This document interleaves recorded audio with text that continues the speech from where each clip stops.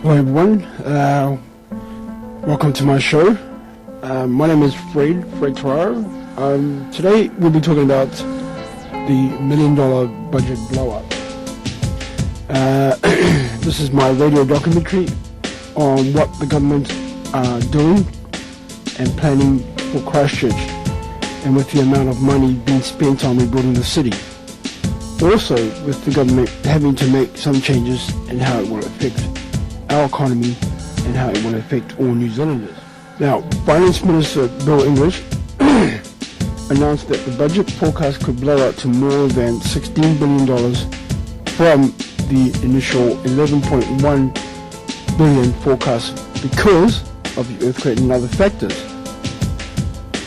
Now, the cash deficit represents the amount the government has to fund, either by raising debts or reducing financial assets, which means the government will need financial help from overseas, the borrowing to pay for the rescue and recovery efforts, emergency rehousing, land remediations, and the government's share of rebuilding damaged infrastructure. Also, they are considering selling some of our state assets to overseas buyers to help fund the cost of rebuilding Christchurch. It's like selling your own house to someone else just to pay for someone else's house. There are plans for cut to some of the programs, such as working for families, tighter eligibility for student loans, and key savings. Even cutting some of the programs will not deliver big enough savings to make a difference, leaving the government to rack up more debts. Some public view have been positive towards the rebuilding of Christchurch and felt the government should spend money to help the people of Christchurch. And others feel that the government shouldn't, as this much spending will affect having money for future disasters, and with the current state of the economy being the way it is, it's not a good move for the government. And therefore, there are concerns in some regions that infrastructures may defer to pay for the rebuilding of Christchurch. Now, obviously, the government are doing everything that they can to get money to rebuild Christchurch. One way is obviously selling some of our assets. Now, I feel quite strongly about this one. I don't feel that the government should spend that much. That should spend our assets to overseas. I feel that we have, that belongs to all New Zealanders, and it also helps to, it's also for future generations, having these kind of assets. It's like I said before, it's like buying a house but then selling it to fund someone else's house. Now, it's obviously in the current news at the moment that about the assets being sold. Are the government really going to do that?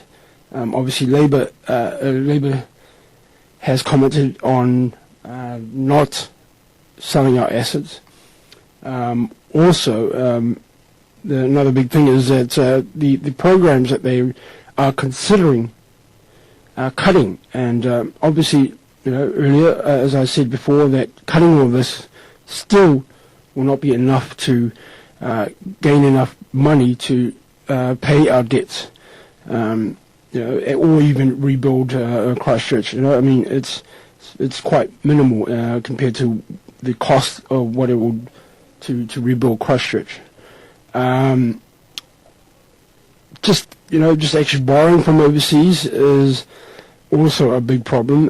The fact that it just takes us even further into debt, which I find it quite disturbing, and the fact that we already are in debt. And with the current economy as it is right now, we're just scraping, if not behind the 8 ball. I feel that we should,